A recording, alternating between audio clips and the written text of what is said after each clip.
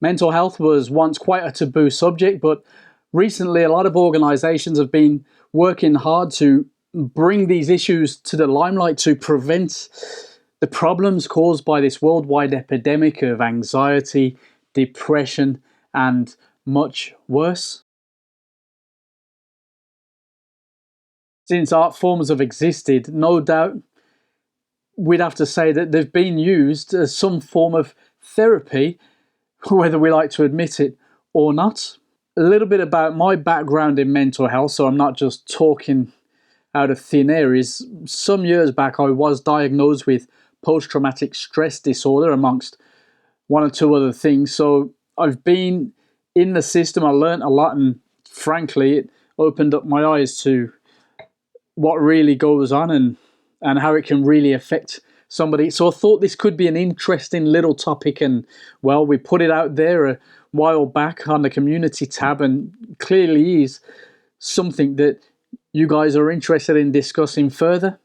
Admittedly, my story in photography started way before what happened to me professionally. It's been my way of life for a very long time, but I appreciate that for many of you, the story is different, and that's why it's interesting to hear from you guys and girls. It may well be a form of therapy for you. It may well help you to process daily life and to get through, and maybe even to just enjoy it that extra bit more. That's one reason I always recommend slowing down wherever possible. Pick up a manual camera, for example, or stick your nice shiny Fujifilm into manual mode and just stick to the basics of photography. Try not to rely too much on the modern technology, too much when shooting an image that appeals to you.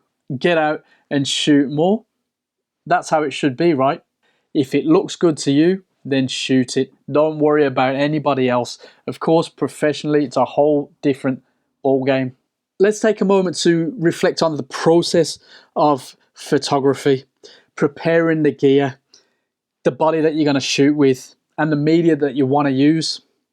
Take film, for example. You choose that body, that camera that works for you, the right film for the occasion, for the lights, and you make sure your gear is ready. Then you go out, you walk, you observe until you see something that captures your imagination. Then you think about framing it, what you want in it. Do you want somebody or something passing through, or they're stationary, just to give it some extra context? Then you think about how you're going to interpret that vision that you have. Photography can be all-encompassing, and it can get you really absorbed in that simple moment, that millisecond, you could say. Then you fast forward to the end results, let alone the process, develop, and maybe the editing stage. Then you take that image and you print it, put it in a book or on the wall. How does it feel to stand back and then dive back into that scene? Or you hold that image at arm's length and let the emotions that you've felt that day come flooding back. In today's throwaway media culture, photography really can be therapeutic if we let it. But for some, the therapy comes in the chase. They love gear and they're constantly upgrading. Maybe it's to fill a void, or maybe it's simply a bit of fun. I met this man in Birmingham city centre, and then I met him again later on in a camera shop. An older, retired gentleman, big black Canon or whatever camera bag. At the time, he had 2 Mark III bodies in there and a number of red ring lenses, yet he felt he had to upgrade to the Mark IV, even though he admitted they wouldn't really add anything to him shooting in the streets. Now, I learned from him that his children live in another country.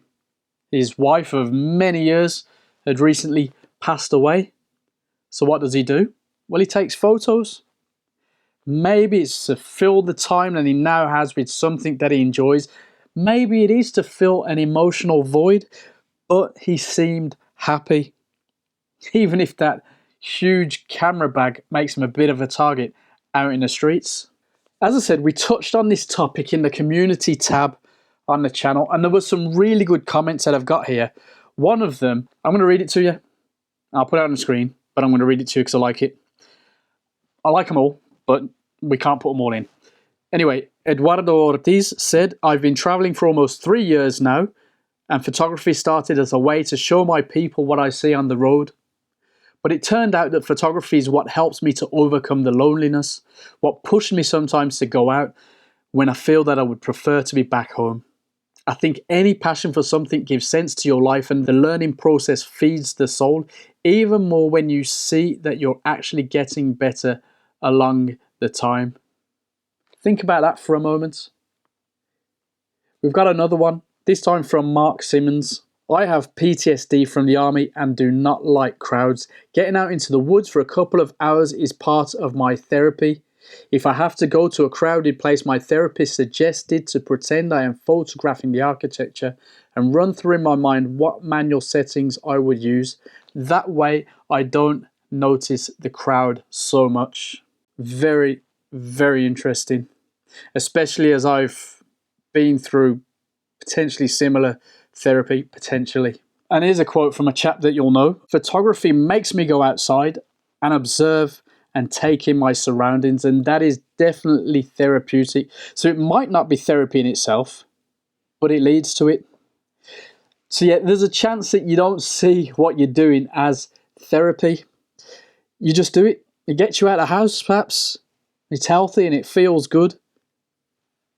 Isn't that the best medicine? In cognitive behavioral therapy, you learn that a traumatic event can cause the brain to struggle to process what happened and send that information where it really should go. It's kind of like a factory receiving a huge delivery at once, and they end up stuck inside, bouncing around, not administered or processed properly, and they end up causing damage to the factory instead of being processed and exported correctly.